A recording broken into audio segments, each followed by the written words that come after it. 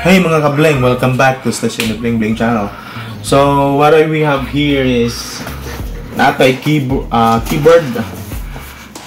ay ato ning i-replace sa kaning laptop Dell nga I think it's in 5110 Inspiron in 5110. So mo ni ang keyboard nga ilisan. Yung okab ba to? Yung okab.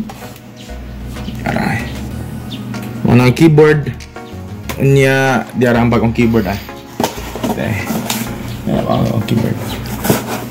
So maoto atong ilisan. Tara, let's go. So, ato nang tangtangon ang keyboard niya. Atong ilocate ning 4 locks or pins nga nakasabit diri sa iyang casing sa laptop. Para dali ram ni siya kaayo noon atong ilocate lang ni siya niya atong iduot ni siya igong matangtang. Ay. Kini nga tulaw nga gamit kitong usa ganina kay dili man siya di man siya maduot mura siya ma-slide kini siya kay lapad-lapad ni siya nga pang laptop din siya nga tools kini siya inani nga tools o nga panggamit pang laptop din siya. Upat ni siya ka pins. Ya iduot ra na nimo nya akong ipalopan na niya kay natangtang naman naduot naman siya. Ako na lang iligwat ni siya ighuman para mugawas jud siya totally. Ana ra ka simple niya ighuman iligwat ana mga tangtang ra na siya mga huslot ra na siya dayon ang ayang tibok keyboard jud niya. Ligwat lang siya niya dala persa-persahan niya gamay nga para matangtang siya niya. Imo nang i-slide nga pagkatangtang simi-slide para matangtang siya sa ubos. Natangtang siya no. Ana ra siya ka simple gad niya. Kini siya nga cable is atong itangtang diri ning flat cable tangtang natin naka-clip diri ay bira. Ana ra. Simple ra kayo ay. Dali ra kayo na siya pagtangtangan niya. Itaod nato ang atong bagong keyboard. Mao ni ang bagong keyboard niya ay. Nya kana atong ipahimutang ni siya. Pahimutang nato nya kwaon nato mga plastic ang nadapit sa miyang cable para ganyan ka tape niya para maka-clip siya og tarong dito para mo function siya totally jud. Ya, ana ra.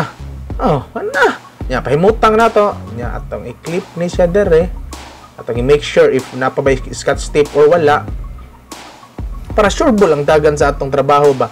Nya ighaslak ani na medyo point ani sa both sides niya sa iyang end nga mo clip ni siya sa both sides meaning ana nga na sure na sud na jud siya totally jud ana hapid lang naman niya clip ang kining black nga section ning black nga mag clip niya imurang iduot niya ikahuman simi-slide kitong ihang sa ubos para mulak niya iduot sad para mulak tong 4 clips sa babaw diay na mga 4 clips niya iduot lang na siya para sure ball jud ba duot duot og totally jud kay magumbasan nya i-on na to ang laptop just to make sure nga function na jud ang keyboard na atong gitaod ganina nara ka simple paabot ta sa laptop nga totally low jud siya igahuman at ang testingan ang keyboard ni at by typing sa iyang mga keys nara ka simple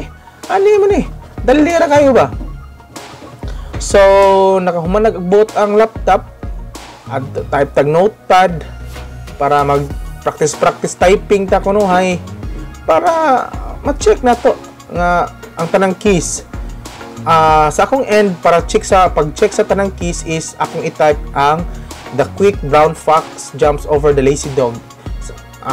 Mao jud ni ang usually nga word or sentence nga ipa-type if mag-typing practice ka kay ma-type nimo ang tanan characters nga naa tanan letters nga naa sa keyboard mo ni among gigamit sa una mo ni among ginabuhat sa una itong eskwela pa me maayo jud mo jud nimo sige i-type sa una so okay na naka all caps naka small caps working siya caps lock working so thumbs up okay na siya so kita-kits sa next video.